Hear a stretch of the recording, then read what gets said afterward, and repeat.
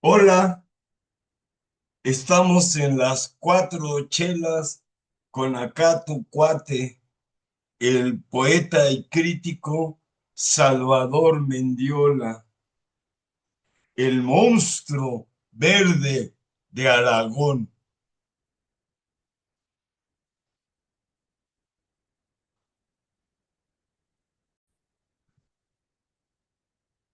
Esta es la transmisión del día 1 de mayo del año 2026. Comenzaré leyendo un soneto inaccesible para los animales del fondo de bikini. Es el soneto titulado Diurno para un soneto a México del poeta Juan Bautista Villaseca. Diurno para un soneto a México. Este México triste que me duele en su alegría y en su desventura, este nopal oscuro que verdura y hace pájaro al sol para que vuele. Esta, mi patria mía, a que me impele el ombligo, el maíz y la tortura. Este verme en un mapa que fulgura, rico y pobre en la vela que me vele. Este México triste de su suegra, páramo y tornasol en mesa abierta, se hace el árbol amargo que me alegra. México mío, águila que advierte la puerta siempre de la siempre puerta. No me dejes afuera de mi muerte.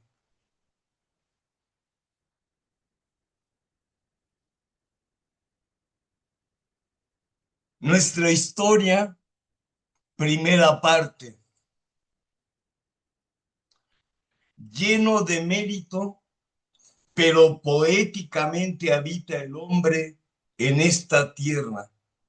Friedrich Hölderlin. La poesía no se elige, se manifiesta. Antes de saber leer o escribir, el impulso de nombrar el mundo ya había despertado en mí como una necesidad física, como una respiración que exige forma.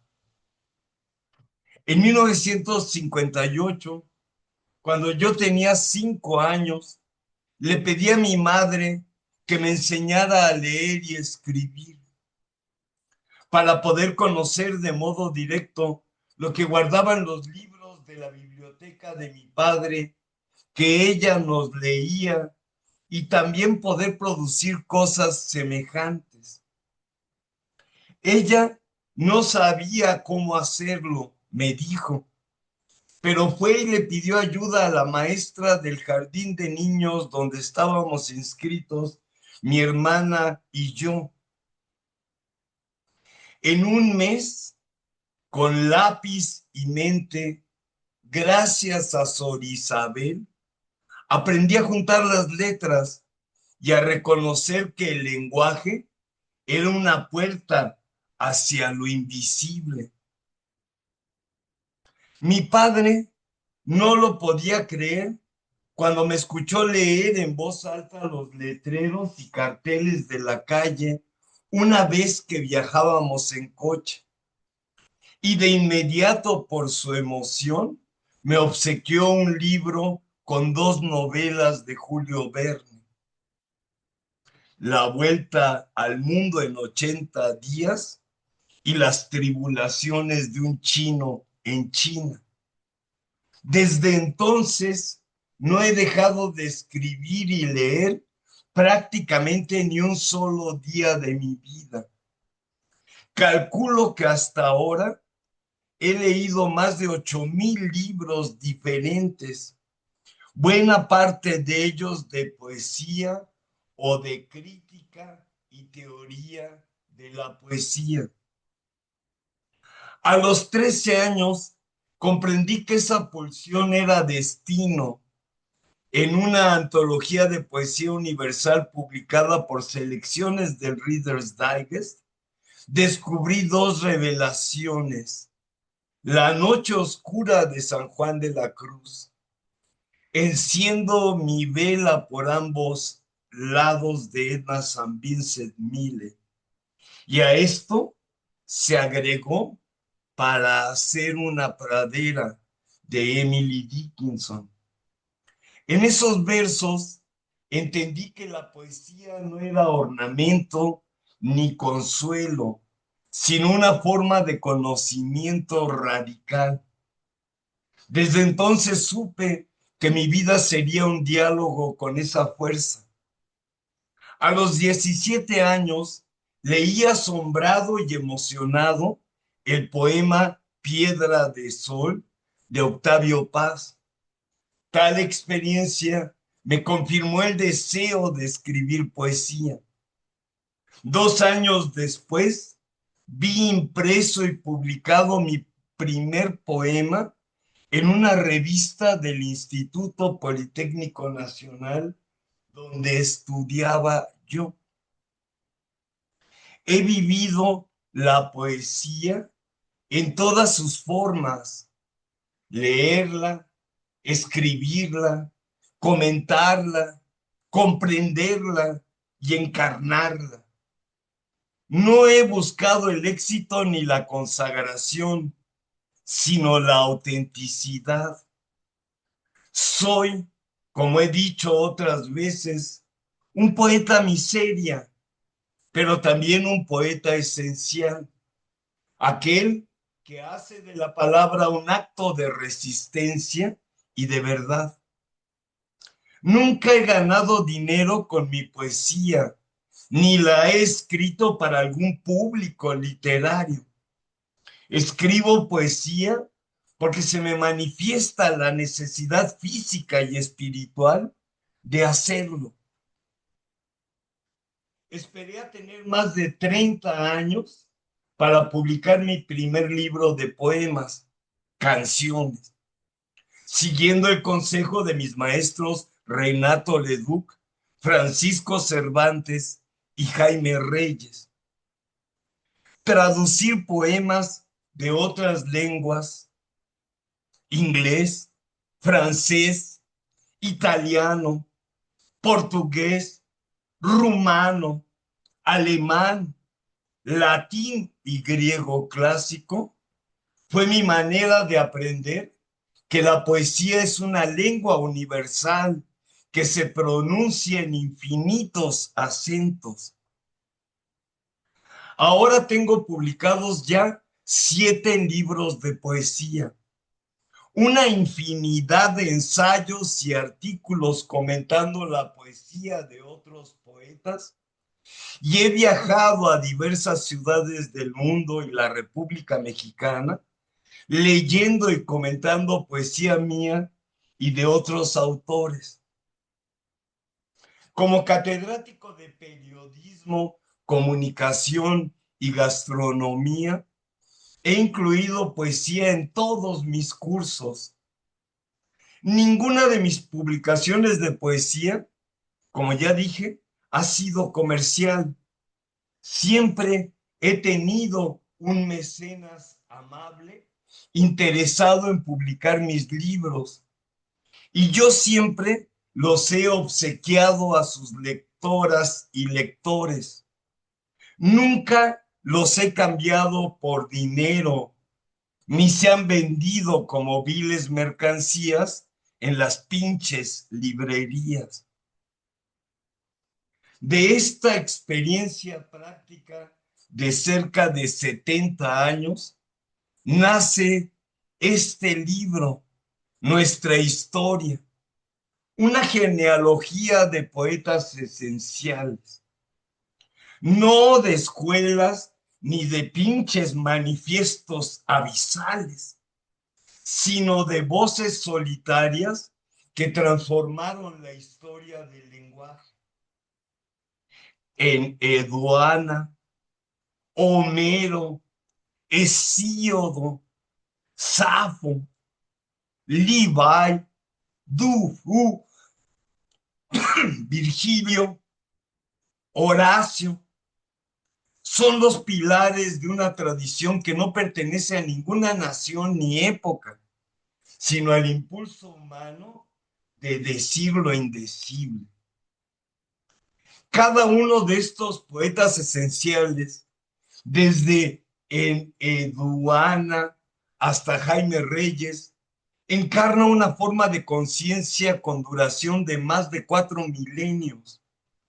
La sacerdotisa que convierte el exilio en himno, el cantor que funda la memoria de una civilización, el campesino que racionaliza el mito, la mujer que inventa la lírica, el errante que bebe la luna, el sabio que documenta el dolor, el arquitecto del ser soberano, el moralista de la mesura, el constructor de imperios. Todos los poetas que incluyo en esta obra son espejos de una misma búsqueda. La palabra como acto de creación y restitución.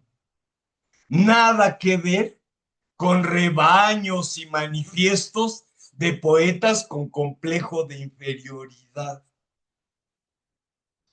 Este libro virtual no pretende canonizar, sino reconocer.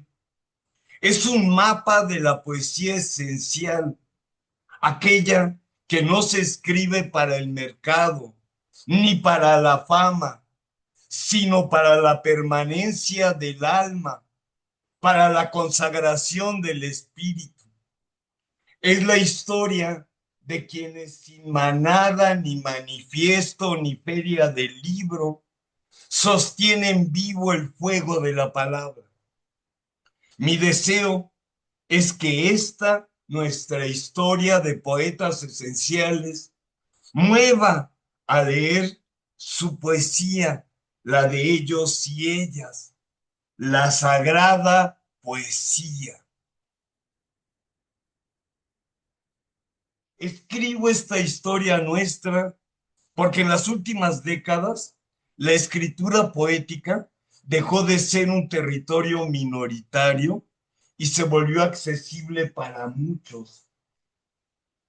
Eso es, en buena medida, un logro. Han aparecido voces diversas y nuevas formas de decir, pero esa apertura también trajo consecuencias menos valiosas cuando la facilidad se convierte en descuido. Entonces surgen versos hechos al paso, sin revisión, que repiten temas y giros trillados y producen una sensación de empobrecimiento emocional y estético. El problema no es la cantidad de poetas, sino los mecanismos que muchas veces protegen la mediocridad. Editores complacientes, lectores apresurados y críticas que se contentan con poner etiquetas. Mucho sodio, mucha azúcar y párale de contar. En ese escenario, la apariencia de renovación puede ocultar ausencia de trabajo y mucha mala memoria. Frases llamativas sin estructura, metáforas de ocasión y confesiones que no llegan a pensamiento, manifiestos burdos que repiten una y otra vez lo de otros manifiestos burdos y presunciones de vanguardia fundadas en la ignorancia y la superficialidad. Por eso, esta vez, con este libro, propongo entender la idea de poesía esencial como una insistencia en la precisión del lenguaje, en la construcción de una mirada propia y en la tensión entre forma y sentido. No se trata de aferrarse a reglas rígidas, sino de reconocer que el verso exige esfuerzo y que la institución inicial cobra valor cuando pasa por la criba del trabajo y la revisión. Un poema que pretende evitar la vulgarización del rebaño lumpen se rehace muchas veces, se corta, se reemplazan palabras por otras más exactas y se prueba la distribución del texto hasta encontrar el ritmo adecuado. Necesita además lectores dispuestos a detenerse, a releer, a señalar qué es lo que funciona y qué no. Talleres serios, editores exigentes y comunidades críticas ayudan a sostener este oficio. La crítica responsable, por su parte, describe y ejemplifica. No basta con calificar, hay que mostrar por qué un verso convoca o naufraga, señalando elecciones formales y efectos concretos. Pequeñas decisiones marcan la diferencia. Elegir una palabra precisa puede abrir un mundo. Una imagen concreta y trabajada vale más que una metáfora al uso. Controlar las pausas y la musicalidad transforma el sentido. Respetar la tensión interna del poema, esa fricción entre emoción y distancia, es lo que le da hondura a la poesía esencial. Los lectores pueden aportar leyendo menos, pero con más atención, deteniéndose en una estrofa y discutiendo una imagen. Las instituciones culturales, festivales y editoriales deberían premiar procesos editoriales sólidos en lugar de valorar solo la visibilidad comercial. Profesores y críticos tienen la responsabilidad de formar criterios y no reproducir modas.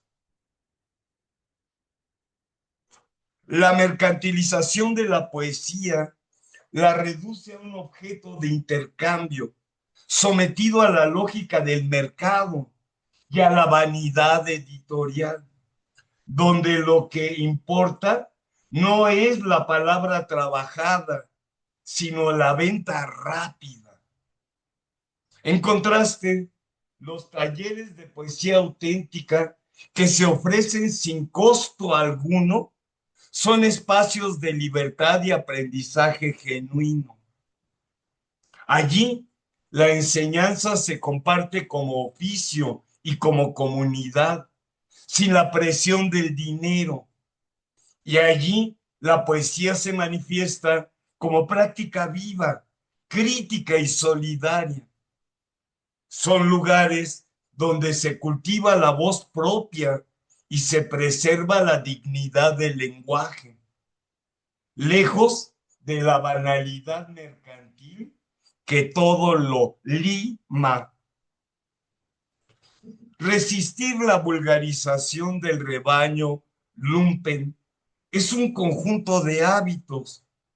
Escribir con disciplina, revisar con rigor, leer con curiosidad y criticar con precisión implica denunciar la superficialidad cuando aparece, pero siempre criticar con argumentos y apoyar proyectos que apuesten por la calidad, por la imaginación. No se trata de cerrar la creación ni de excluir voces. Se trata de cuidar la práctica colectiva para que la facilidad no sustituya al oficio y la multitud no borre la búsqueda de una voz propia.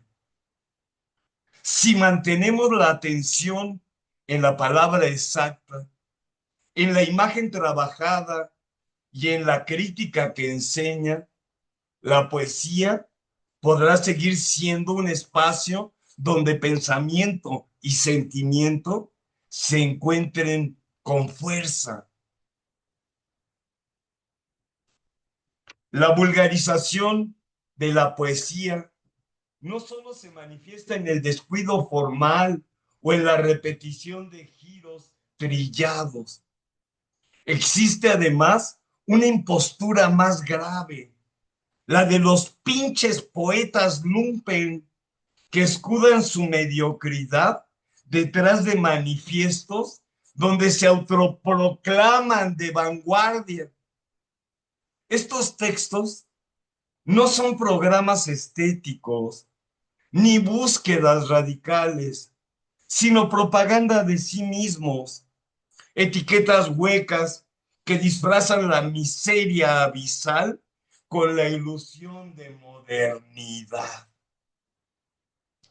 El poeta lumpen no arriesga en el lenguaje, ni abre caminos, lima ideas trilladas. Se refugia en la consigna y en el mercado de los renglones cortos. Su pinche vanguardia es un espejismo editorial que únicamente busca vender más libros, no transformar la palabra y cambiar la historia.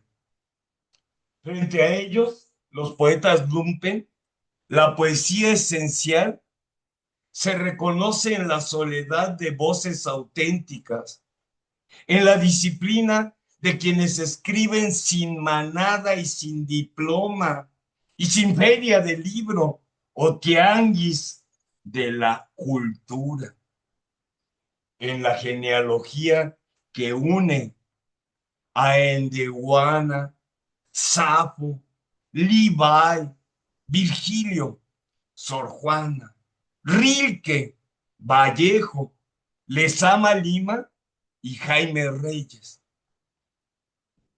Por eso es crucial saber quiénes forman nuestra historia, distinguir entre la impostura lumpen y la tradición de poetas esenciales que sostienen vivo el fuego de la palabra. La poesía no se legitima por el ruido de un manifiesto ni por la visibilidad en redes sociales, sino por la permanencia de su verdad.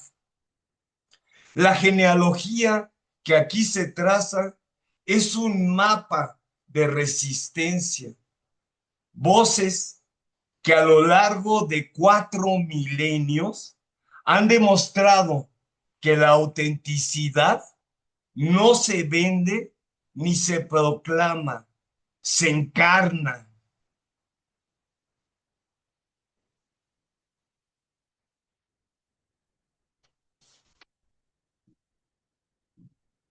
Aquí chiflense una canción lírica o algo por el estilo, porque no voy a poner música para que no nos corten la transmisión.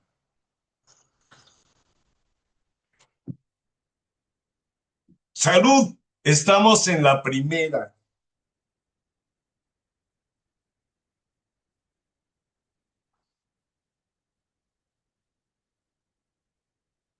La figura de Eduana de cerca del año 2300 antes de Cristo no es solo un hito arqueológico, sino la piedra angular de la autoría literaria. En el rigor de la filología sumeria, ella representa el momento en que el anonimato de la tradición oral se quiebra para dar paso a una conciencia individual que firma su obra con un nombre propio, Eneduana.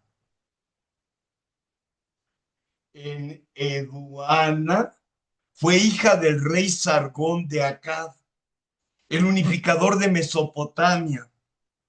Su nombre es un título litúrgico. En significa sacerdotisa. Edu significa ornamento, elegancia. Y Ana significa del cielo. Sacerdotisa que embellece el fuego del cielo.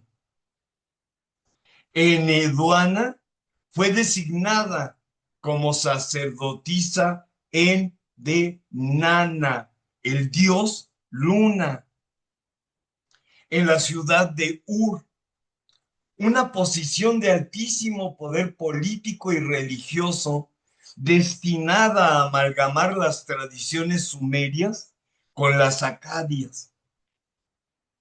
Su biografía, recuperada principalmente a través del texto Nin Me Ra, la exaltación de Inanna, revela un conflicto histórico real. Un usurpador llamado Lugalane la expulsó de su templo. En medio de este destierro, Eneduana compone su obra más poderosa como un acto de intercesión divina y de reafirmación de su propia identidad. No solo fue una oficiante, fue una estratega del lenguaje que utilizó la poesía para recuperar su lugar en el cosmos y no para llenar un nidito familiar de huevos moteados. La obra de Eneduana, especialmente la exaltación de Inanna, los himnos de los templos Eunir e Inanna Yedid, se sostiene sobre tres conceptos fundamentales que transformaron la literatura universal. Antes de Eneduana, los himnos eran colectivos o anónimos. Hasta donde se puede saber hoy día, ella es la primera persona en decir por escrito, yo soy Eneduana. En el Nin Me Sha'ar-Ra describe su proceso creativo como un parto. He dado a luz, oh Señora exaltada, este canto para ti. Lo que te he dicho a medianoche, que el cantor lo repita al mediodía. Aquí, la poesía deja de ser un eco de la comunidad para convertirse en una experiencia subjetiva y una propiedad intelectual. Su análisis crítico debe centrarse en la relación con la diosa Inanna, la Ishtar Acadia. Con sus versos, Eneduana no canta a una deidad estática, sino a una fuerza de caos y cambio, que vuelve absolutamente risible y pueril a la diosa triple de Robert Graves. La poesía de Eneduana define a la divinidad Inanna como la dueña de los me, que son los decretos divinos o leyes fundamentales del universo. Su poesía describe a una diosa que destruye y crea, que es masculina y femenina, que es terror y alegría. Esta visión neohermenéutica, avant la letra, reconoce que la divinidad y por ende la vida es una tensión de contrarios. En los poemas titulados Eunir, Eneduana realiza una sistematización del espacio sagrado. Escribe 42 himnos a templos de Sumer y Akkad.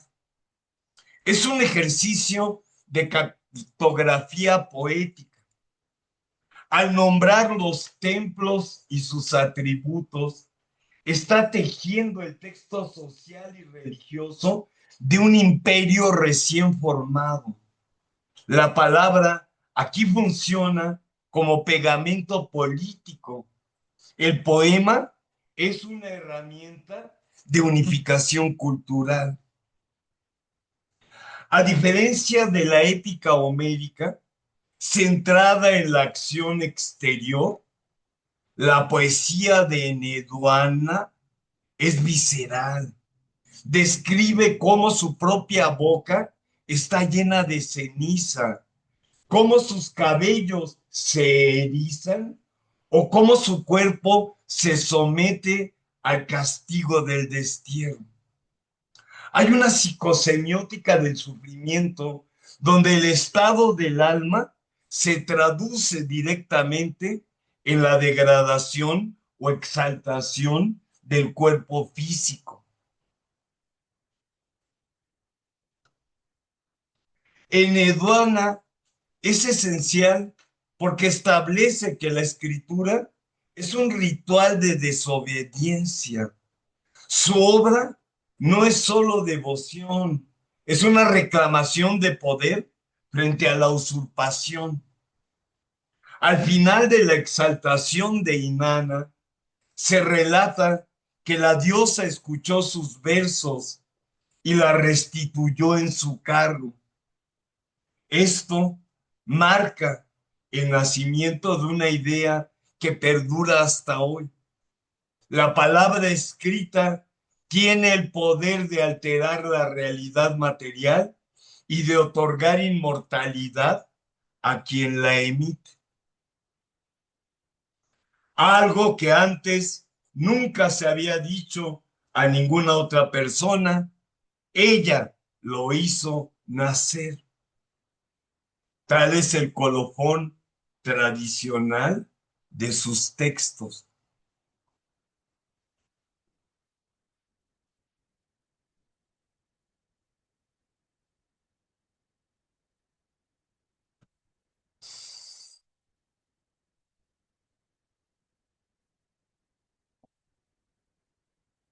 Abordar a Homero, que si existió, existió por allá del siglo octavo antes de Cristo, requiere ante todo una precisión filológica.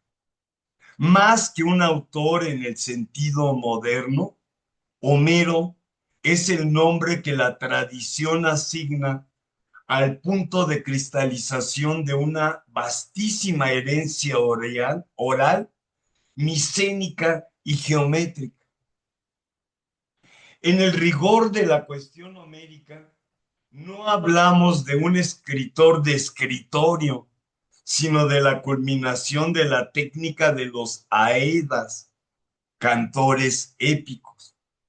Un ser tan fantástico como los personajes de sus poemas.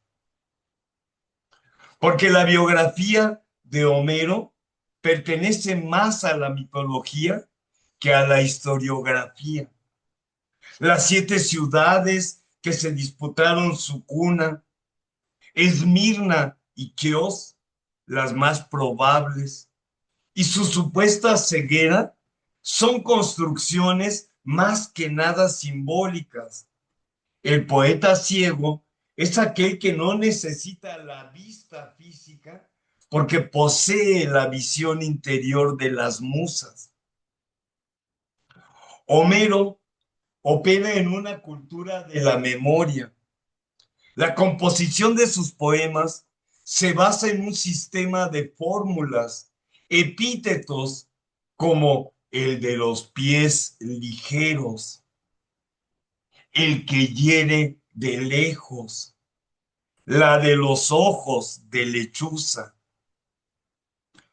y temas recurrentes que permitían a la Edda improvisar miles de versos manteniendo la métrica del hexámetro dactílico. Se considera que la obra de Homero pasó de la oralidad a la escritura en el siglo octavo antes de Cristo, coincidiendo con la adopción del alfabeto griego. Homero es el puente entre la prehistoria mítica de Grecia y el nacimiento de su conciencia histórica. La esencialidad de Homero no radica en la narración de guerras o viajes, sino en la fundación de categorías antropológicas y estéticas que definieron y definen a Occidente. La Ilíada no es la crónica de la guerra de Troya, sino el análisis de una pasión, la cólera de Aquiles. Homero establece que el héroe es esencialmente trágico. A diferencia de los dioses, que son inmortales pero triviales, sus heridas no tienen consecuencias. El ser humano homérico adquiere dignidad a través de la conciencia de su finitud. La muerte es el fondo sobre el cual brilla la arete, excelencia o virtud del ser humano. Un rasgo crítico fundamental es la imparcialidad homérica. El poeta otorga la misma nobleza a Héctor, el troyano, que a Aquiles, el aqueo. Esta capacidad de ver al otro con humanidad es el germen del humanismo griego. Si la Ilíada es la épica de la fuerza, la Odisea es la épica de la metis, astucia o inteligencia. Odiseo es el primer personaje literario que evoluciona y sufre un proceso de introspección. El nostos, regreso en griego, no es solo físico, es la reconstrucción de la identidad precisamente como memoria personal y del hogar como un orden frente al caos del mundo exterior. La Odisea introduce técnicas narrativas complejas como el flashback en los cantos en la corte de Alcinoo, demostrando una sofisticación compositiva que supera la mera acumulación de anécdotas.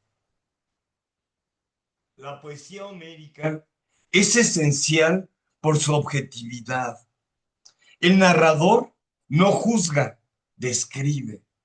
La realidad se presenta en una eterna luz meridiana, como señaló Erich Feuerbach en su libro Mimesis. No hay trasfondos psicológicos ocultos.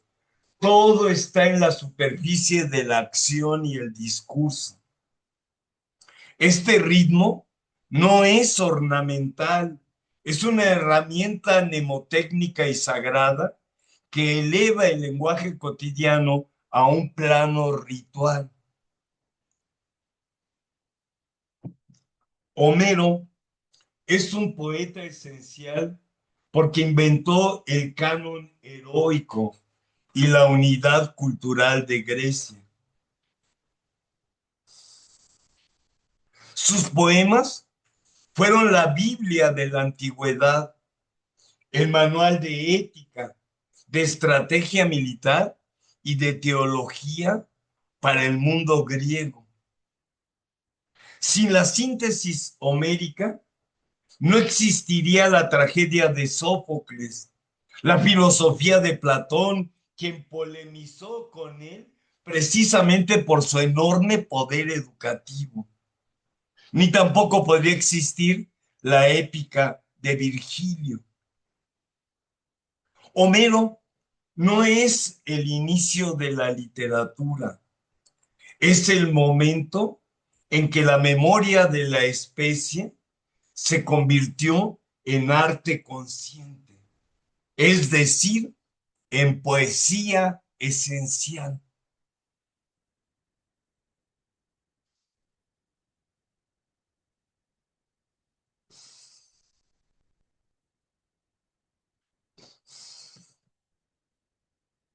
Me doy las tres y grito, ¡salud! Vamos en la segunda. Hesíodo es junto a Homero la figura fundacional de la literatura griega y por extensión de la tradición occidental. Sin embargo, a diferencia del bardo de la Ilíada y la Odisea, Hesíodo se presenta a sí mismo con una voz individual, anclada en una geografía específica y un contexto socioeconómico definido, lo que permite reconstruir un perfil biográfico con matices que rozan lo auténticamente histórico y no solo el mito y la leyenda. La vida de Hesíodo se sitúa tradicionalmente a finales del siglo octavo antes de Cristo. Sus propios textos, principalmente los trabajos y los días, proporcionan los datos biográficos que lo alejan del mito absoluto. Su padre era originario de Cime, en la Eólida, Asia Menor, donde se dedicaba al comercio marítimo. Debido a la precariedad económica o penuria maldita, como la describe el poeta, su progenitor cruzó el Egeo para establecerse en Ascra, una aldea situada en las faldas del monte Helicón en Beocia. Hesíodo describe este lugar con una aspereza carente de idealismo, mala en invierno, penosa en verano, nunca buena.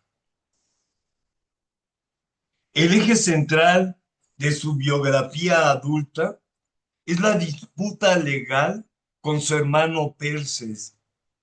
Tras la muerte de su padre, ambos heredan una propiedad, pero Perses se apropió de una parte mayor mediante el soborno a los reyes devoradores de dones, que eran los jueces locales.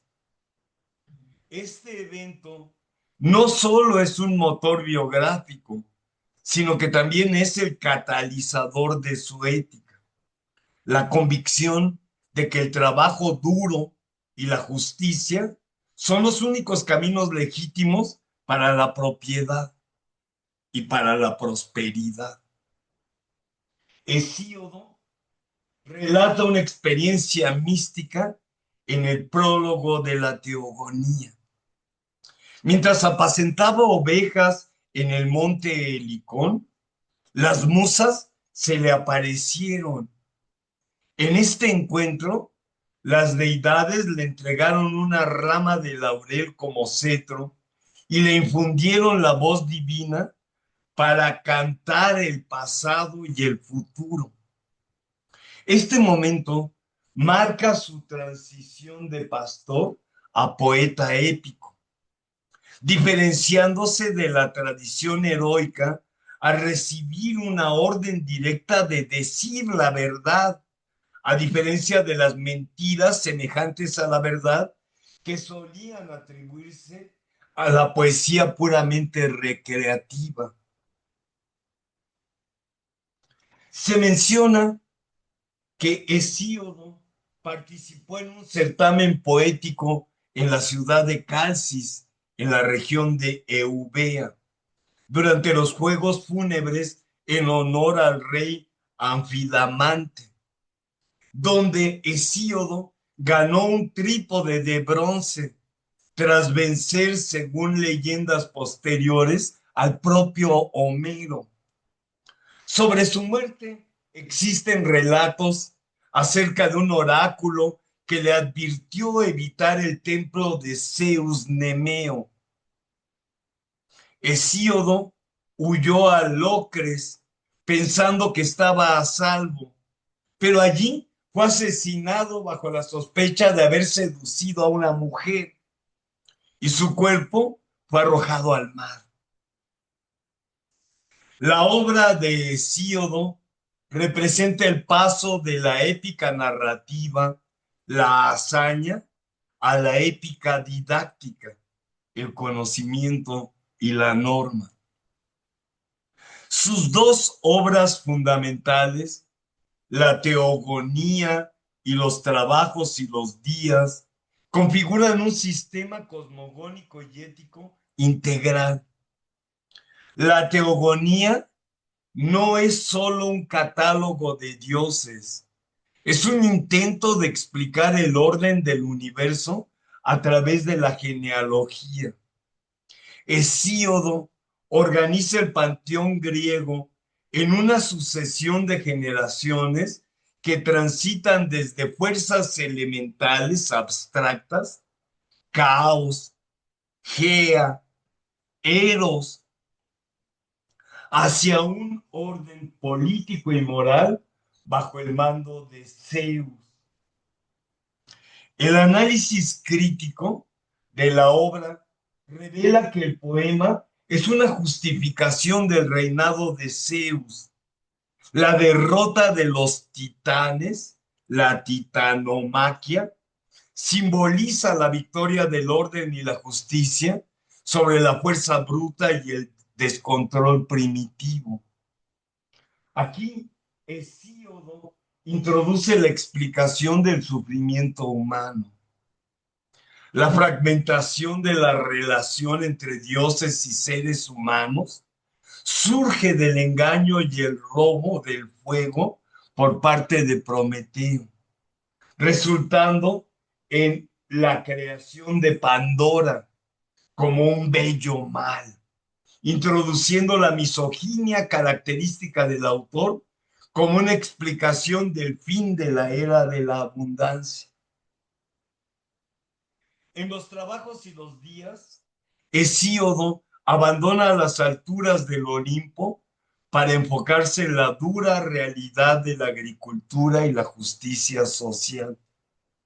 Hesíodo realiza una distinción filosófica crucial. Existe una eris mala que genera guerras y una eris buena, la emulación sana, que impulsa al ser humano a trabajar para igualar la riqueza de su vecino. De tal forma, nos presenta una visión regresiva de la historia humana, desde la edad de oro hasta la edad de hierro, su propio tiempo. Este análisis refleja un profundo pesimismo existencial. El hombre actual está condenado a la fatiga y el dolor, y la única forma de sobrevivir con sentido es mediante el cumplimiento estricto de la dike, la justicia. La sección final de la obra funciona como un manual técnico. La poesía se vuelve pragmática, vinculando los movimientos de los astros con las tareas del campo. No es solo información técnica, es una guía espiritual que enseña que el ser humano debe estar en armonía con los ciclos naturales y los dioses para evitar la ruina. A diferencia de la fluidez y el brillo adjetival de Homero, el estilo de Hesíodo es aforístico y sentencioso. Utiliza máximas morales que facilitan la memorización y la transmisión de valores. También es realista y terrenal.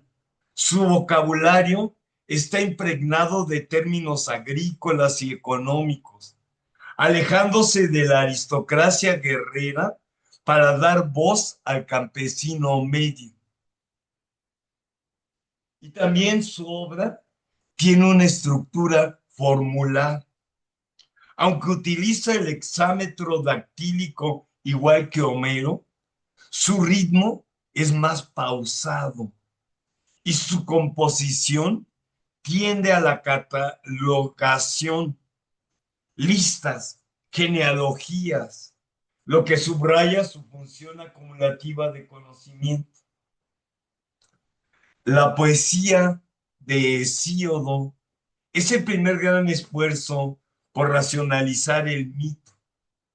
Al dotar a los dioses de una historia coherente y al hombre de un código moral basado en el trabajo, Hesíodo cierra la brecha entre lo divino y lo cotidiano.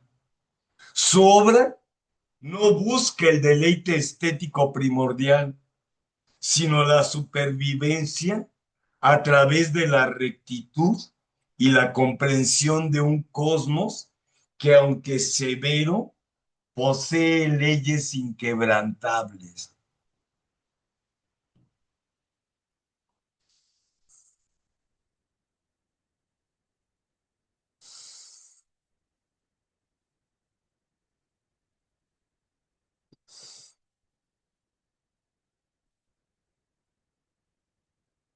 Para abordar ahora a la poeta esencial Safo de Lesbos, nacida cerca del año 630 y muerta cerca del año 570 antes de Cristo, con el debido rigor que requiere la historia de la literatura, es preciso reconocer que su obra ha sobrevivido principalmente a través de fragmentos, citas en gramáticos antiguos y más recientemente el hallazgo de papiros en Oxirrinco, una isla griega. La esencialidad de Safo no reside en la extensión de su corpus, sino en la revolución técnica y temática que infligió al lenguaje poético. Los datos biográficos sobre Safo son escasos y a menudo teñidos por la leyenda posterior. Perteneció a una familia aristocrática de Mitilene, en la isla de Lesbos.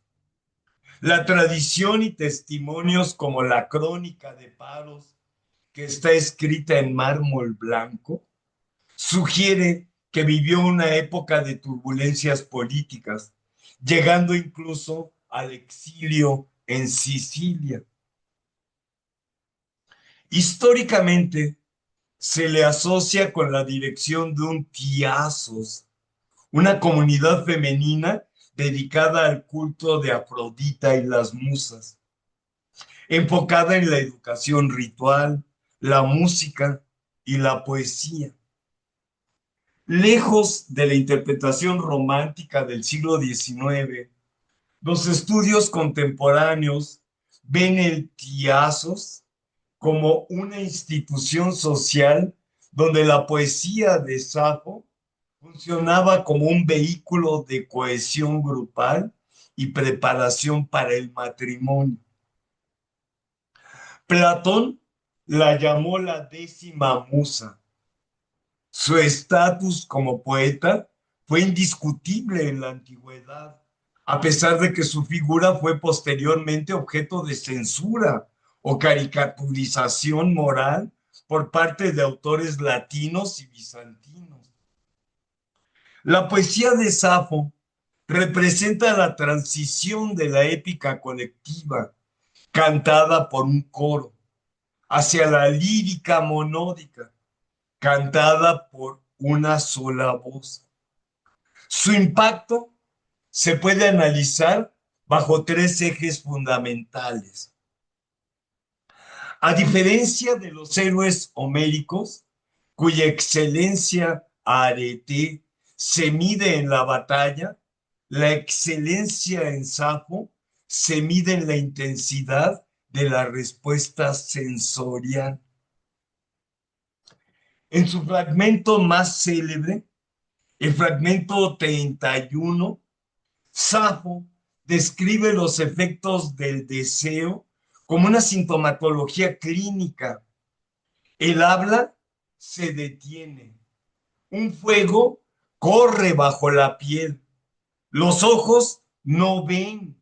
Los oídos zumban. Safo no habla del amor como una abstracción, sino como una experiencia somática.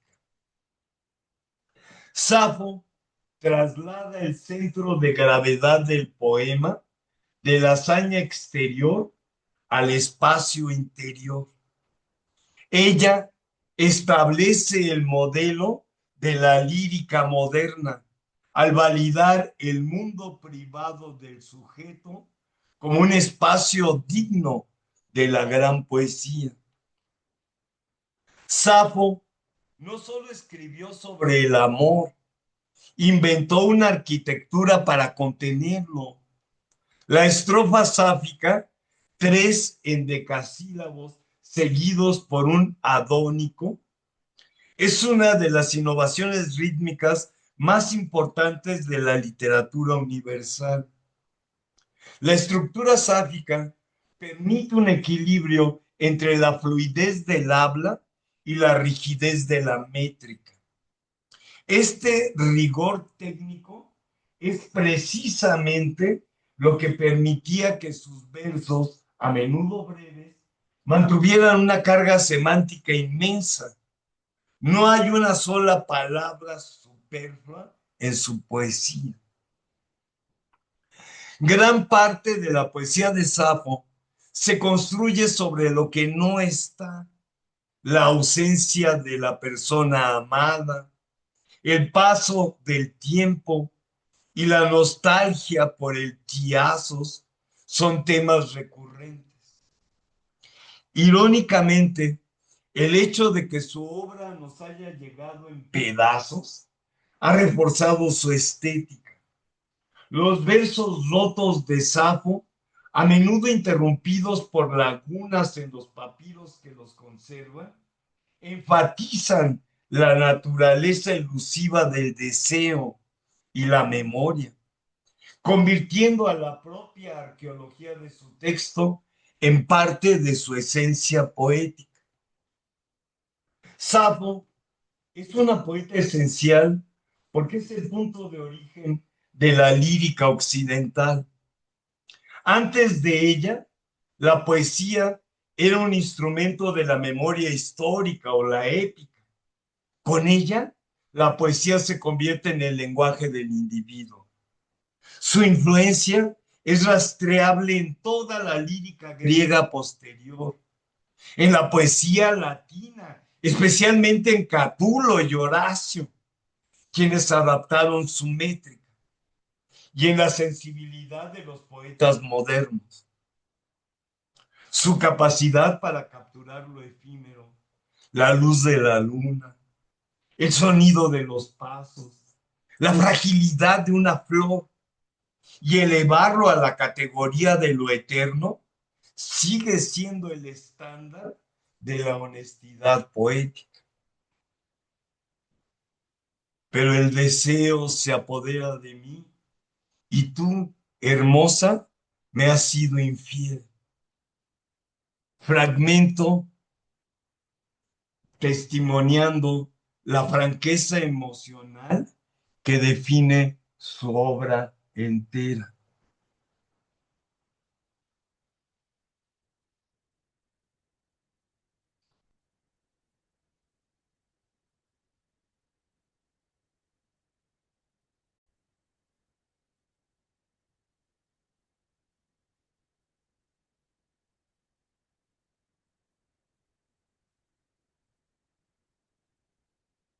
Salud, estamos en la tercera.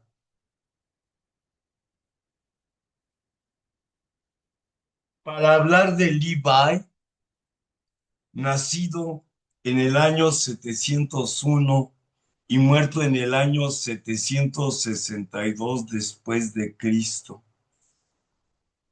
Levi también es conocido como Lipo, para que no vayan a creer que es un pantalón de mezclilla. Es necesario situarse entonces en el apogeo de la dinastía Tang, la edad de oro de la literatura china. Levi representa el arquetipo del poeta inmortal, Xian, cuya obra no es solo un ejercicio de estética, sino una manifestación de libertad absoluta y desapego taoísta. A continuación, les voy a presentar un análisis muy riguroso de su vida y su obra, basado en los registros históricos del libro de los Tang y la tradición textual consolidada. La vida de Levi está marcada por una errancia constante, tanto geográfica como espiritual. Aunque nació probablemente en Asia Central, cerca de la actual ciudad de Kirguistán, y se crió en Sichuan, Levi siempre se sintió un forastero en el rígido sistema burocrático confuciano. A diferencia de su contemporáneo Du Fu, Levi nunca se presentó a los exámenes imperiales.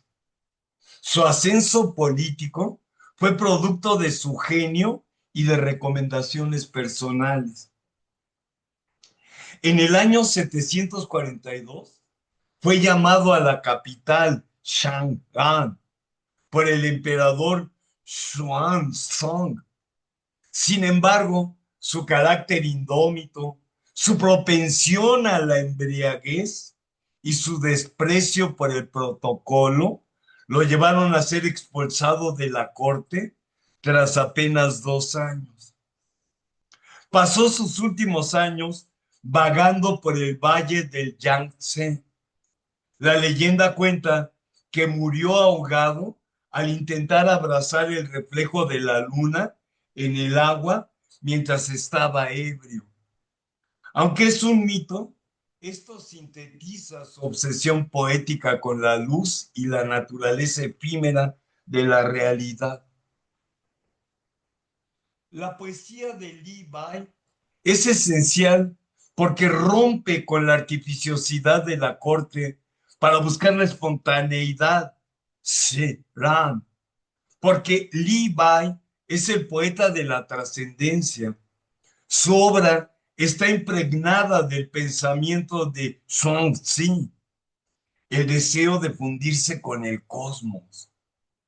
No describe el paisaje, lo expande.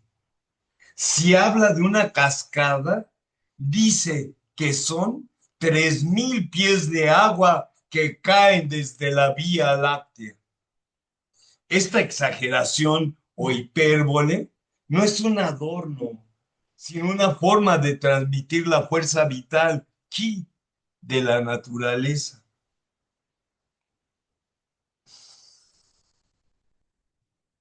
A diferencia de la poesía china previa, centrada en el deber social, Levi se coloca a sí mismo en el centro del poema, a menudo conversando con la luna, las montañas o su propia sombra.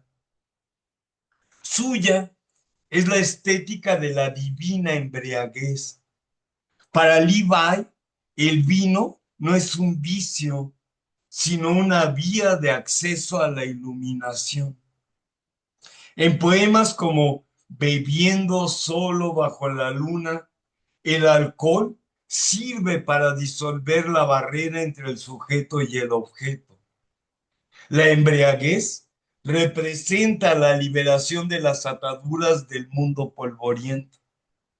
En este estado, el poeta alcanza una lucidez que le permite ver la unidad del universo, un concepto central en la psicosemiótica de su obra.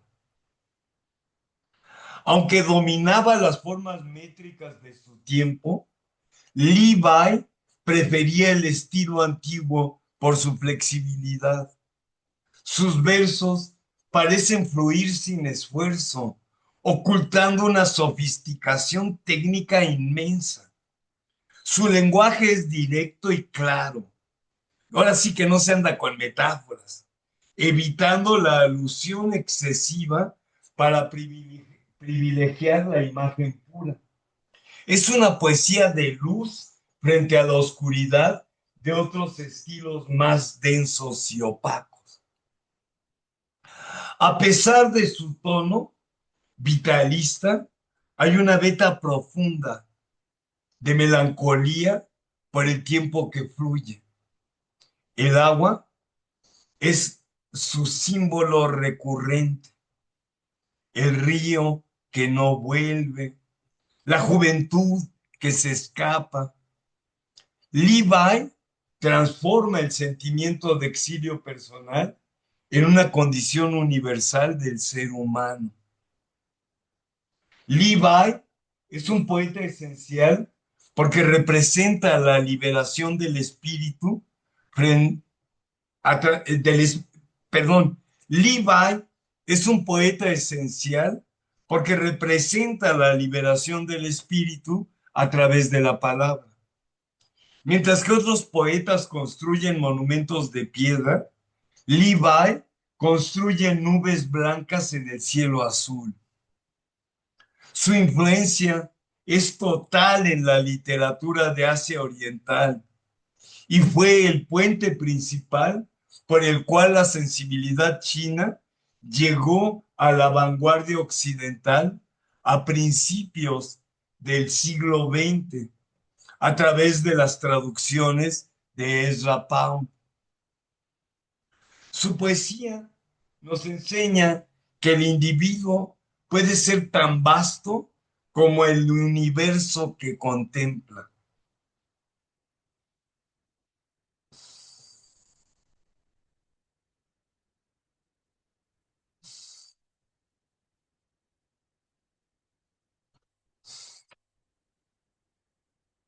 Si Levi es el poeta de la libertad celestial y el desapego taoísta, Du Fu, nacido en el año 712 y muerto en el año 770 después de Cristo, es su contrapunto absoluto.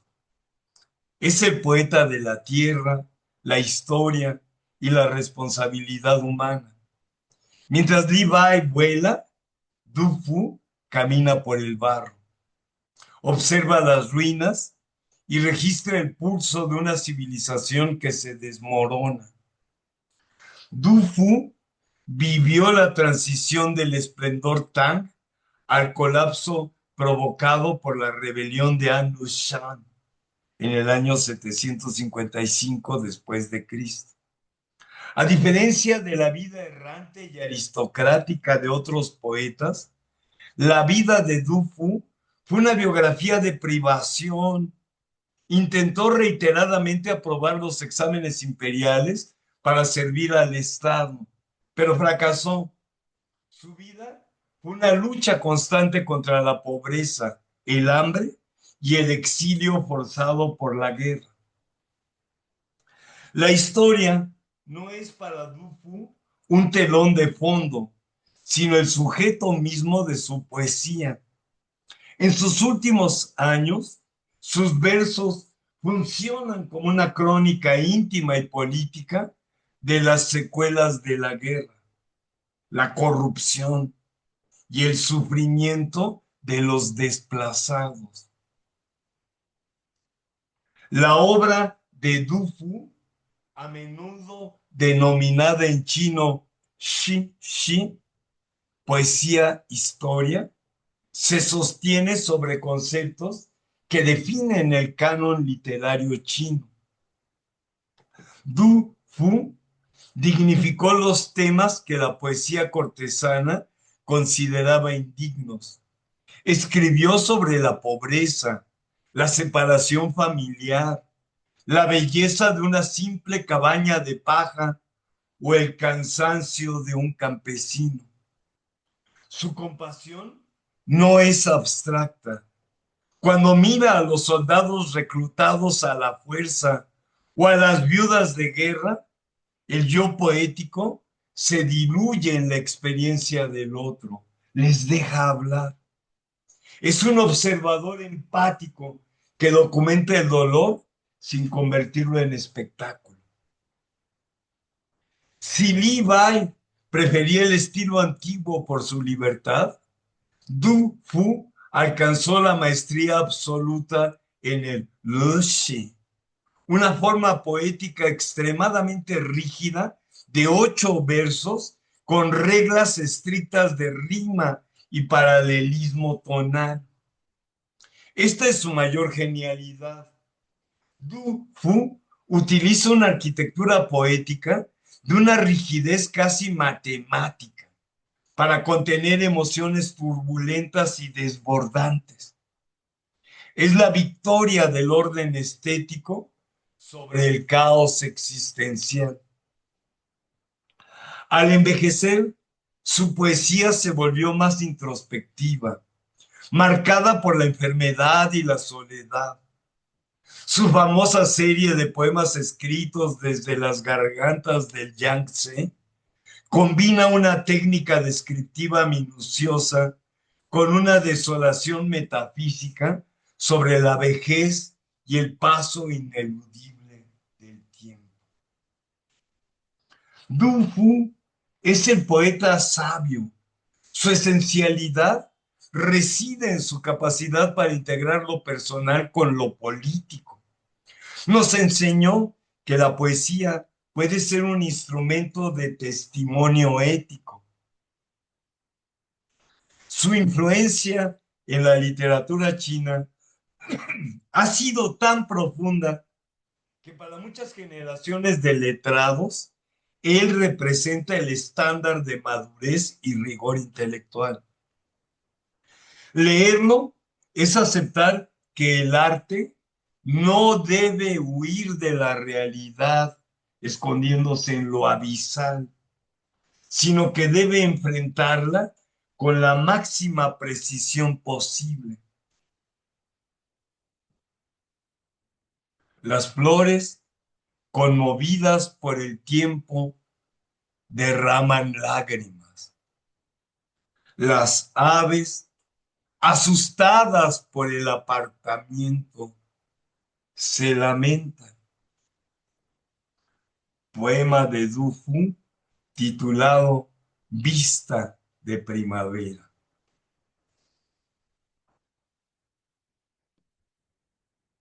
Me doy de nuevo las 3.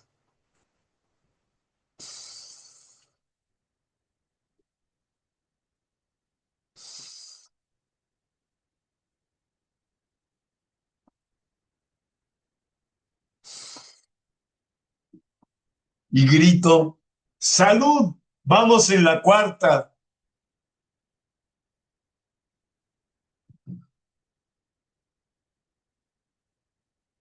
Publio Virgilio Marón.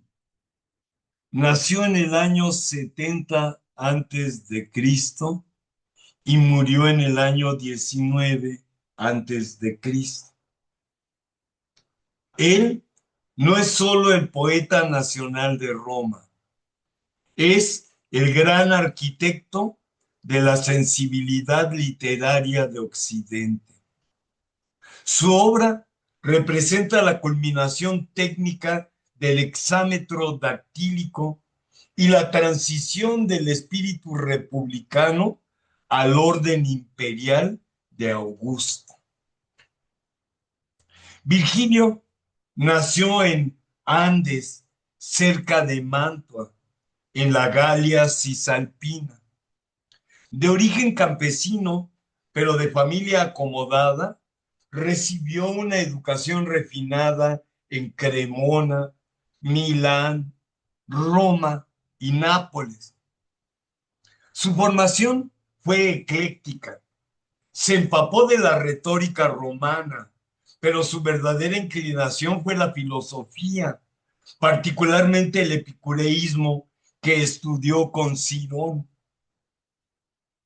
Su vida cambió tras la batalla de Filipos en el año 42 a.C.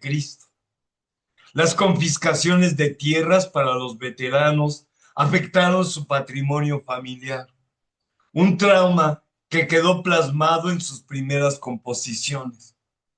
Gracias a la mediación de figuras como Asinio, Polión y más tarde Mecenas, Virgilio recuperó su estabilidad y entró en el círculo íntimo de Octavio Augusto, el César de Roma. Pasó sus últimos años en Nápoles y Sicilia, dedicado a la perfección casi obsesiva de su obra. Murió en Brindisi tras contraer una fiebre durante un viaje a Grecia. En su lecho de muerte, insatisfecho con el estado de la Eneida, ordenó quemarla, orden que Augusto afortunadamente ignoró. La obra de Virgilio se divide en tres etapas que reflejan la evolución del ser humano, de la naturaleza a la técnica y de la técnica al destino heroico. Las bucólicas o églogas, inspiradas en los idilios de Teócrito, estas 10 piezas no son simples poemas pastoriles. Virgilio introduce la subjetividad y la melancolía en este género poético. Crea un espacio mítico, la Arcadia, donde el paisaje sufre con el amante y refleja las tensiones políticas de Roma. La égloga cuarta es poesía esencial por su profecía del nacimiento de un niño que traerá una nueva edad de oro, lo que llevó a los cristianos medievales a considerar a Virgilio un profeta pagano. Las Geórgicas, considerado su poema más perfecto técnicamente, es un tratado sobre la agricultura en 4 libros.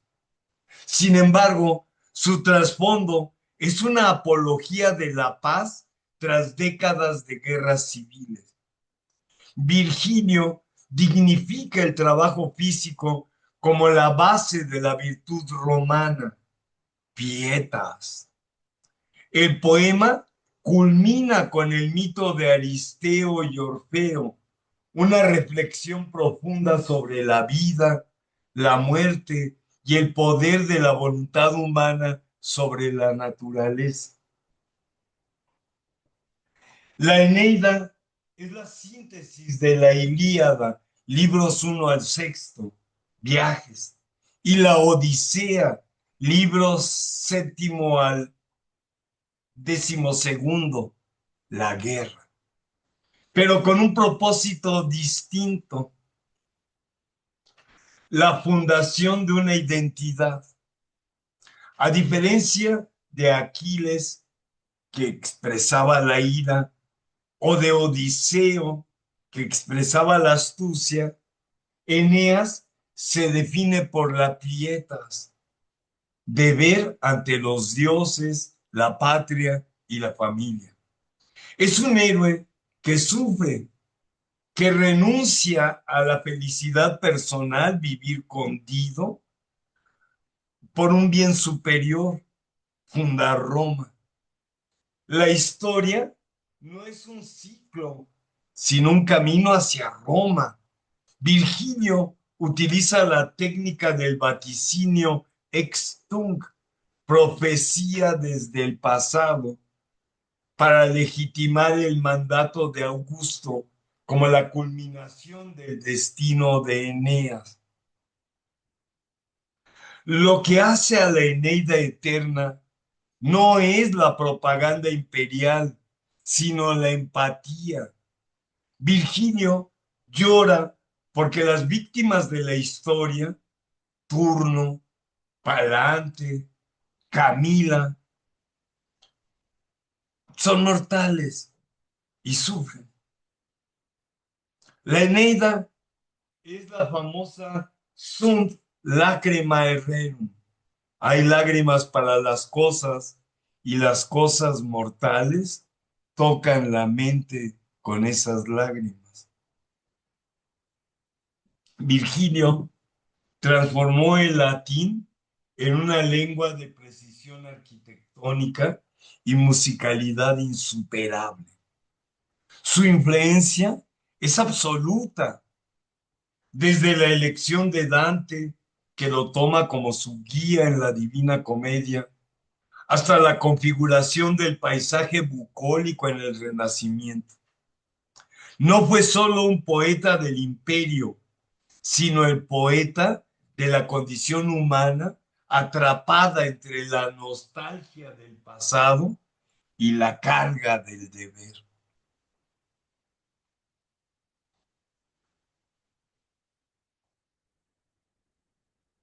Quinto Horacio Flaco, nacido en el año 65 antes de Cristo y muerto en el año 8 antes de Cristo, es junto a Virgilio el pilar sobre el que se asienta la lírica latina. A diferencia de la épica grandilocuente, Horacio cultivó la poesía del yo y la reflexión ética, convirtiéndose en el maestro de la mesura, áurea mediocritas, y el crítico social más agudo de su tiempo. Horacio nació en Venusia, en la región de Apulia. Su biografía es un testimonio de la movilidad social romana. Hijo de un liberto que se esforzó por darle una educación de élite en Roma y Atenas. Tras el asesinato de Julio César, Horacio se unió al bando de Bruto y fue tribuno militar en la batalla de Filipos. La derrota del bando republicano le costó la confiscación de sus bienes. Tras regresar a Roma y trabajar como escriba, sus composiciones llamaron la atención de Virgilio y Vario, quienes lo presentaron a Mecenas. Este le otorgó una pequeña propiedad, la Sabina, que se convertiría en el refugio físico y espiritual donde compuso gran parte de su obra. A diferencia de Virgilio, Horacio mantuvo siempre una independencia sutil frente al poder de Augusto, rechazando incluso el puesto de secretario personal del emperador, prefiriendo la libertad de su estilo de vida epicureísta. La producción horaciana es un ejercicio de autoanálisis donde la forma técnica, el uso de la métrica griega adaptada al latín, es tan importante como el contenido ético. Horacio no busca atacar a individuos por malicia, sino diseccionar los vicios humanos. Su sátira es amable, irónica y sobre todo autocrítica. Se burla de las pretensiones sociales y de la avaricia. Las epístolas representan su madurez. Son reflexiones sobre la amistad, la literatura y la moral, planteando la pregunta fundamental: ¿cómo vivir una vida coherente en un mundo convulso? En los 4 libros de Odas, Horacio adapta la lírica eólica, Safo, Alceo, al latín, logrando una precisión léxica sin precedentes. Carpe diem, esta expresión acuñada en sus odas, en la primera, en el versículo 11, no es una invitación al hedonismo desmedido, atrapa el día, sino una llamada a la conciencia de la finitud que te atrape el día.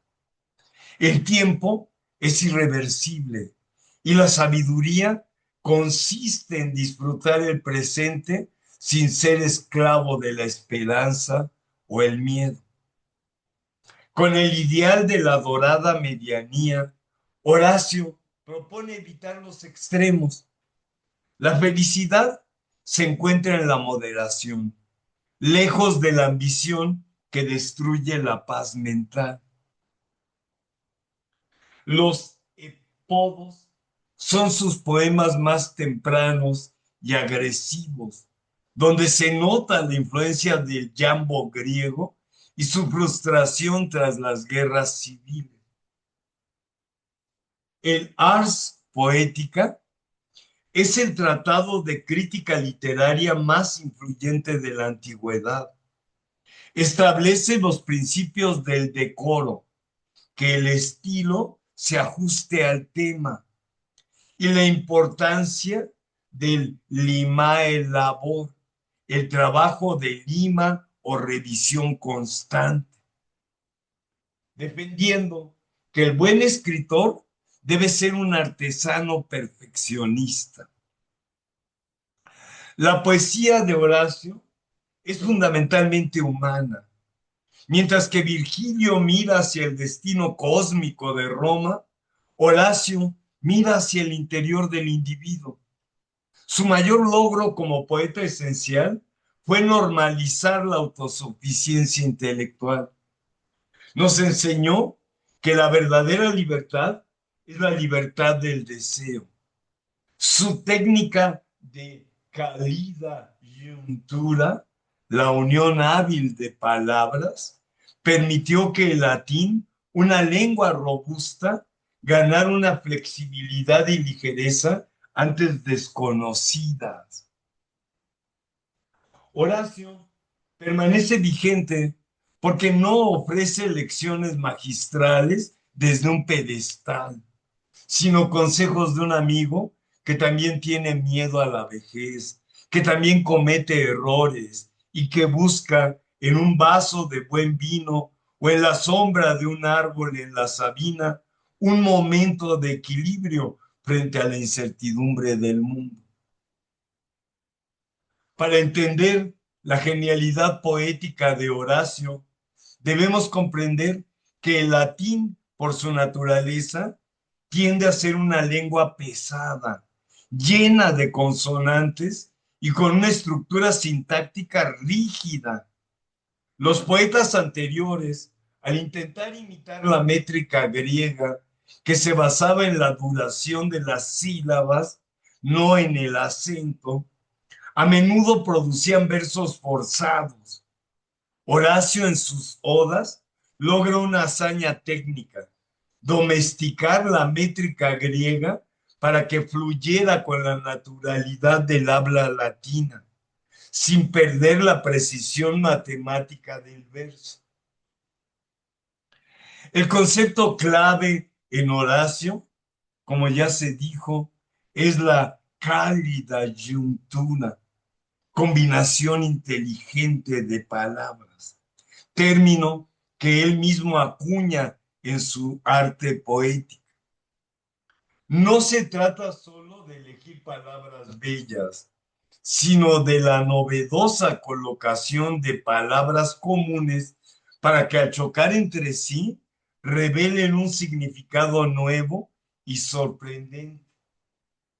El hexámetro de Virgilio es narrativo y largo. La estrofa sáfica o arcaica que Horacio importa de Grecia es breve, tajante y arquitectónica. Horacio utilizó una estructura de encaje donde el orden de las palabras crea un equilibrio visual y sonoro. La oración a menudo no termina con el verso, sino que se suspende y se continúa en el siguiente verso, obligando al lector a sentir la tensión del ritmo. Horacio trasplanta estructuras como la estrofa sáfica, 3 versos largos y uno corto, o la estrofa alcaica. Para que esto funcionara en latín, tuvo que realizar 3 ajustes maestros. Primero, la selección léxica. Palabras con una longitud silábica específica que encajaran en los pies métricos, troqueos, espondeos, dáctilos, sin requerir el uso de elisiones violentas, como cortar la última letra de una palabra para que no choque con la siguiente, que era el vicio de los poetas anteriores.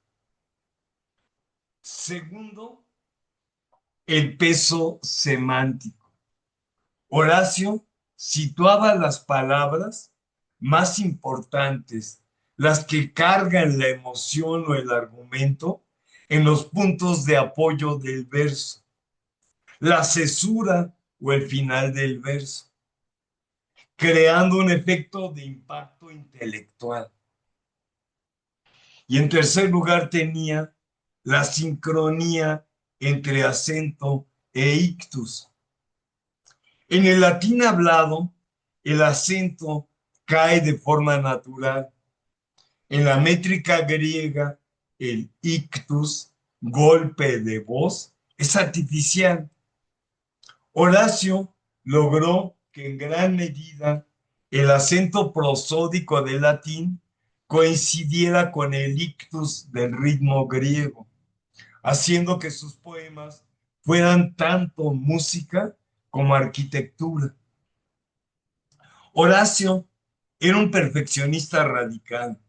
Su teoría del limae labor, el trabajo de Lima, dictaba que un poema nunca debe ser publicado apresuradamente.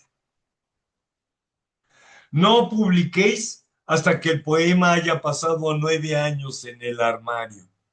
Una máxima que refleja su desdén por la poesía improvisada. Al pulir sus versos obsesivamente, Horacio eliminaba lo superfluo. Esto resulta en una densidad de significado extrema. En una sola estrofa de 4 versos, Horacio es capaz de condensar una imagen de la naturaleza, una reflexión filosófica y una advertencia moral. Lo que hace a Horacio superior técnicamente es que, a diferencia de otros poetas que veían la métrica como una prisión, él la utilizó como un filtro. Al obligarse a trabajar en moldes métricos tan estrechos y exigentes, se vio forzado a eliminar toda la paja retórica, dejando solo la esencia pura del pensamiento. Es, en este sentido, el poeta más moderno de la antigüedad, aquel que entiende que la libertad creativa surge de la restricción técnica.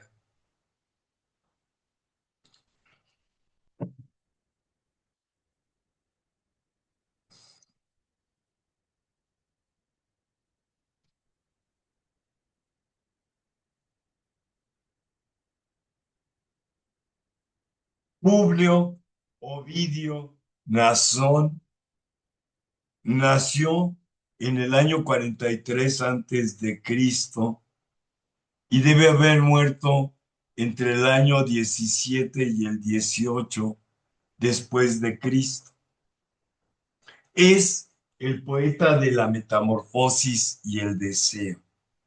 Representa el cenit de la elegancia técnica de la literatura latina y el inicio de una introspección psicológica que no tendría parangón hasta el Renacimiento. A diferencia de la Pietas de Virgilio o la Mesura de Horacio, Ovidio es el poeta de la libertad imaginativa y el erotismo. Nacido en Sulmona, en una familia de rango ecuestre, Ovidio fue formado para la vida pública y la abogacía, pero según sus propias palabras en Sustristia, la poesía era su único destino real. Durante décadas fue la estrella indiscutible de la alta sociedad romana. Su poesía era ingeniosa, atrevida y a menudo cercana al escándalo. En el año octavo después de Cristo, el emperador Augusto lo condenó al destierro en Tomis, actual Constanza, en la costa del Mar Negro. Ovidio cita Carmen et Error, un poema y un error como causa de ello. Pero la naturaleza exacta de su castigo sigue siendo objeto de debate histórico. Posiblemente fue algo vinculado a un escándalo en la familia imperial o a la oposición política del grupo al que pertenecía. Nunca se le permitió regresar a Roma, muriendo en la soledad del exilio, guerreando contra los bárbaros. Un evento que marcó su obra tardía con una profunda melancolía. La obra de Ovidio puede dividirse entre su etapa de poeta del amor y el mito y su etapa final de poeta del lamento. En Amores y Ars Amatoria, Ovidio se posiciona como un maestro de escuela del amor. Su Ars Amatoria, arte de amar, fue una provocación directa al conservadurismo social de Augusto. Ovidio trata el amor no como un destino trágico, sino como una técnica social, un juego de ingenio donde el engaño y el artificio son permitidos. Domina el dístico elegíaco con una fluidez que hace que el latín parezca una lengua conversacional despojada de toda rigidez. Las Metamorfosis es su obra cumbre y una de las piezas más influyentes de la literatura universal. Es un poema épico que recorre el tiempo desde el caos original hasta la apoteosis de Julio César. Sin embargo, no hay un héroe central, sino un hilo conductor, el cambio. La metamorfosis es el mecanismo por el cual los dioses y humanos se transforman, a menudo como resultado de la violencia, la pasión o la divina arbitrariedad. Ovidio captura una visión heraclítea del cosmos. Nada permanece, todo fluye. Su obra es un catálogo de la fragilidad de la forma humana ante las fuerzas del deseo y el poder. En Tristia y Epístola Exponto, Ovidio abandona el tono juguetón por una elegía sincera y dolorosa. Es de los primeros poetas en explorar el sentimiento de alienación. Escribe desde la periferia, transformando la nostalgia por Roma en una herramienta de autoconocimiento. Aquí, la poesía ya no es un juego, sino un ancla de supervivencia. Ovidio es técnicamente el poeta latino más hábil en términos de narratividad. Mientras Virgilio lucha con la pesadez de la ética y Horacio con la comprensión del verso, Ovidio narra con una naturalidad asombrosa. Su estilo se caracteriza por la rapidez visual, una transición constante de escenas y una capacidad única para entrar en la mente de sus personajes, especialmente los femeninos, como podemos ver en sus heroídas. Ovidio es el eslabón necesario para la literatura moderna. Sin sus metamorfosis, la imaginería europea del arte y la literatura, desde el Román de la Rose hasta Shakespeare y Kafka, carecería de su principal reservorio de mitos y arquetipos de transformación. Su grandeza radica en haber entendido que el ser humano es una entidad en perpetua mutación. Mientras que sus contemporáneos buscaban la estabilidad y el orden estatal, Ovidio encontró la verdad poética en el movimiento, la duda y finalmente en la pérdida. Para comprender cómo Ovidio utiliza el mito para cuestionar el poder divino, debemos entender primero su diferencia fundamental con Virgilio.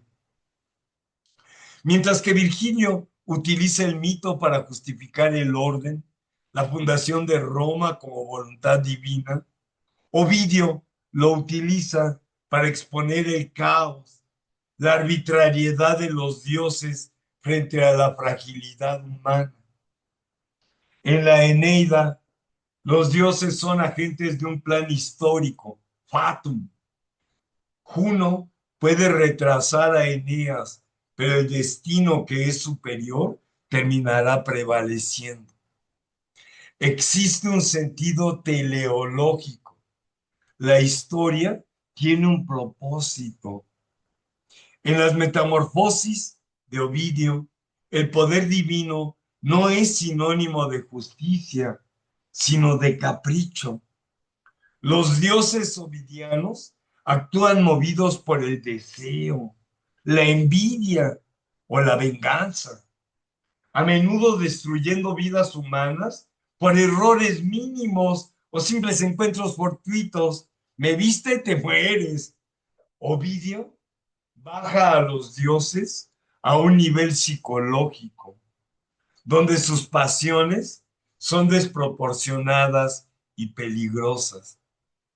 Para Virgilio, la violación de una virgen o la destrucción de una familia por un dios es una tragedia necesaria para el nacimiento de Roma. Para Ovidio, es un crimen narrado desde la perspectiva de la víctima. En su poesía esencial, la metamorfosis suele ser la única salida ante el abuso del poder divino. Cuando Apolo persigue a Dafne para violarla, ella no gana en el sentido épico al transformarse. Ella sobrevive como árbol de laurel a costa de perder su forma humana y de convertirse en un vegetal. La metamorfosis es un acto de resistencia y de pérdida simultánea. Ovidio escribió en una época, el Principado de Augusto, donde se promovía una restauración moral y religiosa. Al representar a los dioses como seres volubles, inmorales y abusivos, Ovidio estaba enviando un mensaje codificado sobre el ejercicio del poder absoluto. Si los dioses que representan el poder supremo son caprichosos e injustos, el lector romano de la época no podía dejar de trazar paralelos con la estructura de poder terrenal. El dios como autócrata. Al retratar la omnipotencia divina, Ovidio la presenta como algo intrínsecamente aterrador y alienante. la compasión ovidiana. Ovidio se enfoca en el grito de la víctima, mientras Virgilio dedica líneas a la gloria del imperio. Ovidio dedica miles de versos a la agonía de las metamorfosis individuales, dándole voz a los seres marginados por la gran narrativa épica. La gran subversión de Ovidio es su desmitificación del poder. Al convertir el mito en una serie de relatos sobre la vulnerabilidad humana frente a fuerzas incontrolables, Ovidio rompe la lógica de la épica estatal. No hay un final feliz, imperial, en Ovidio. Solo hay un flujo constante de cambios donde el individuo, sea un mortal o un dios menor, siempre está a merced de una autoridad que no rinde cuentas.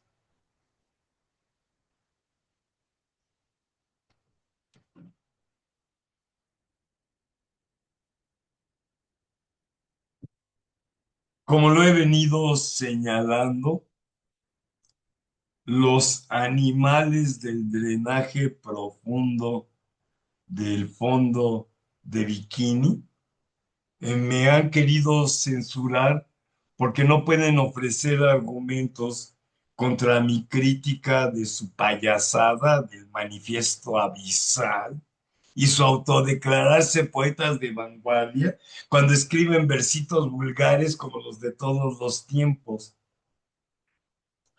Y entonces estoy grabando las cuatro chelas con acá tu cuate para transmitirlas en directo desde YouTube los viernes a las 9 de la noche y al mismo tiempo retransmitirlas por Facebook en directo si tú le haces clic y prendes la acción.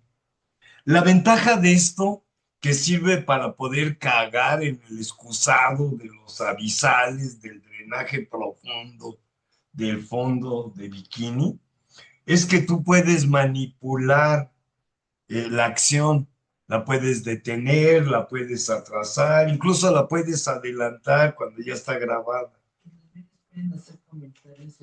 Y los viernes pueden hacer comentarios tanto en YouTube como en Facebook. Si los hacen directamente en YouTube, que es donde se va a abrir la transmisión, pues lo voy a ver yo al Chile y nos platicamos. Pero si no, aquí estamos realizando esta acción ritual en contra de la dictadura narcomorenarca y por petición de estos imbéciles, cagando y orinando encima de la inmensidad de poetas abisales que se reúnen en torno a la nunca campeona del ajedrez, que todo el mundo sabe quién es, y que se ofende si le dices sus defectos, cometes feminicidio y consigue que te censuren en Facebook. Así es que, salud mis cuates, me estoy terminando la cuarta, sean felices, cuídense mucho porque cada vez estamos más desvalidos en México y hagan el debido esfuerzo por ser felices.